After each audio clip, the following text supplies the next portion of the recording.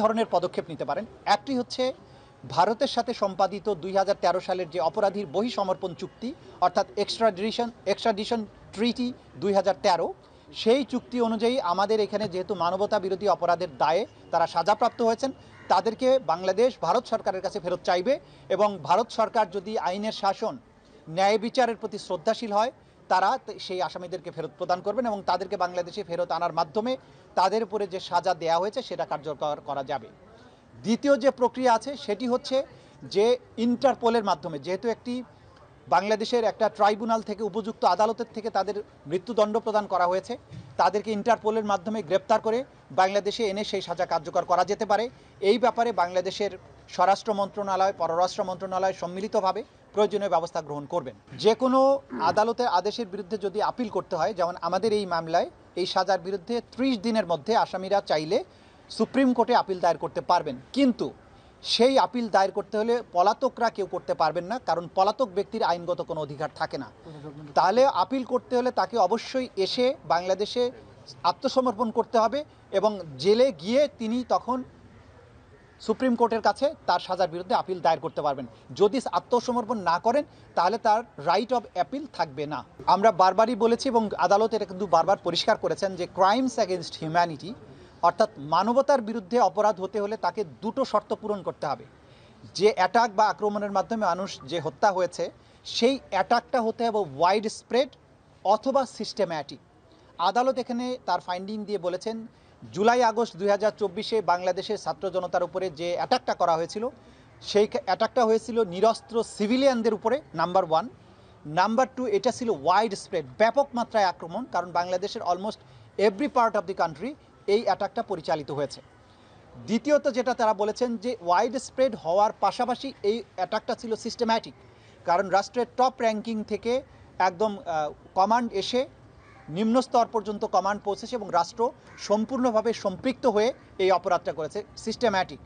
এবং এইটা তারা করেছেন তাদের সম্পূর্ণ জ্ঞানত, তারা জেনে বুঝে এটা করেছেন। বাংলাদেশে কোথায় কত লোক মারা গেছে, কি আক্রমণ হচ্ছে, কি অস্ত্র ব্যবহার হচ্ছে, সব সম্পর্কে এই অপরাধীরা যারা সাজাপ্রাপ্ত হয়েছেন তারা প্রত্যেকে জ্ঞাত থেকে, তাদের নলেজের মধ্যে থেকেও তারা এই অপরাধ সংগঠন করেছেন।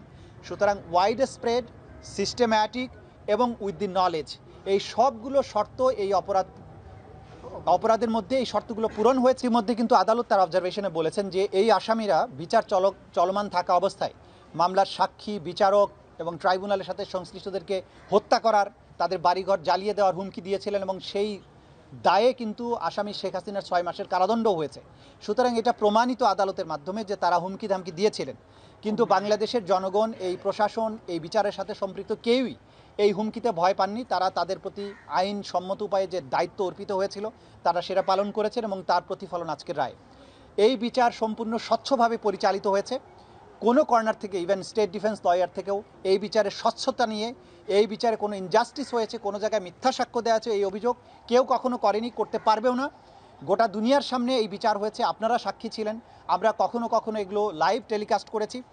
পৃথিবীর সবার কাছে আমাদের ওপেন চ্যালেঞ্জ, এই বিচার প্রক্রিয়া স্বচ্ছ ছিল, নিরপেক্ষ ছিল, প্রত্যেকেই আইন অনুযায়ী কাজ করেছেন এবং এইখানে যে কোয়ালিটির এভিডেন্স দাখিল করা হয়েছে, আমরা আবারও চ্যালেঞ্জ করছি, দুনিয়ার যে প্রান্তে খুশি সেখানে যান, যে কোনো আদালতে এভিডেন্স গিয়ে হাজির করেন, এই অপরাধীদের একই ধরনের শাস্তি হবে বলে আমরা বিশ্বাস করি। ডেফিনেটলি যে এই ক্রাইমস অ্যাগেনস্ট হিউম্যানিটিতে টপ কমান্ডারদের দায় যেখানে প্রমাণিত হয়েছে, সেটি পরবর্তীতে নিচের টায়ারের যে সমস্ত কমান্ডাররা আছেন বা ব্যক্তিরা যারা ক্রাইমস অ্যাগেনস্ট হিউম্যানিটির সাথে সম্পৃক্ত, তাদের অপরাধ প্রমাণের ক্ষেত্রে ডেফিনেটলি একটা জুডিশিয়াল ডিসিশন হিসেবে এই রায়টি কাজ করবে এবং সেটা যথা নিয়মে যতটুকু প্রয়োগযোগ্য হবে সেভাবেই প্রয়োগযোগ্য হবে। তবে প্রত্যেকটি মামলায় প্রত্যেকটা আসামির বিরুদ্ধে এভিডেন্সগুলো স্বতন্ত্রভাবেই দেয়া হবে এবং প্রত্যেক আসামিকে তার নির্দোষিতা প্রমাণের যথোপযুক্ত সুযোগ দেওয়া হবে।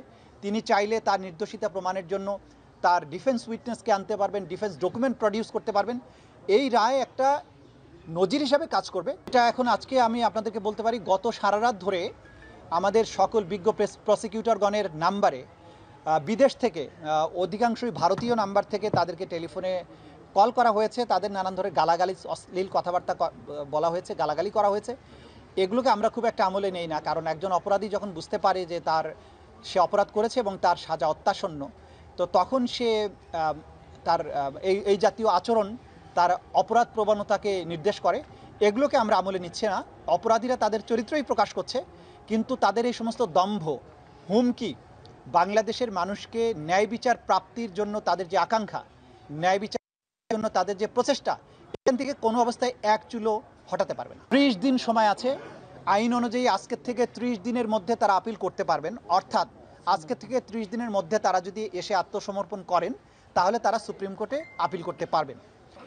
সুপ্রিম কোর্টে আপিল দায়ের হলে আমাদের আইনে পরিষ্কারভাবে বলা আছে, সুপ্রিম কোর্ট সেই আবার আপিলটা পরবর্তী 60 দিনের মধ্যেই নিষ্পত্তি করবেন। সুতরাং সেটা আইনি বিধান।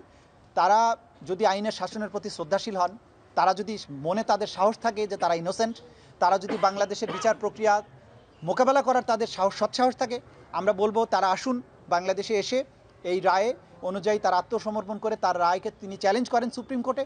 তার যদি যুক্তি দিয়ে, তার প্রমাণ দিয়ে তিনি নিজেকে নির্দোষ প্রমাণ করতে পারেন, আমাদের তো কোনো সমস্যা নেই।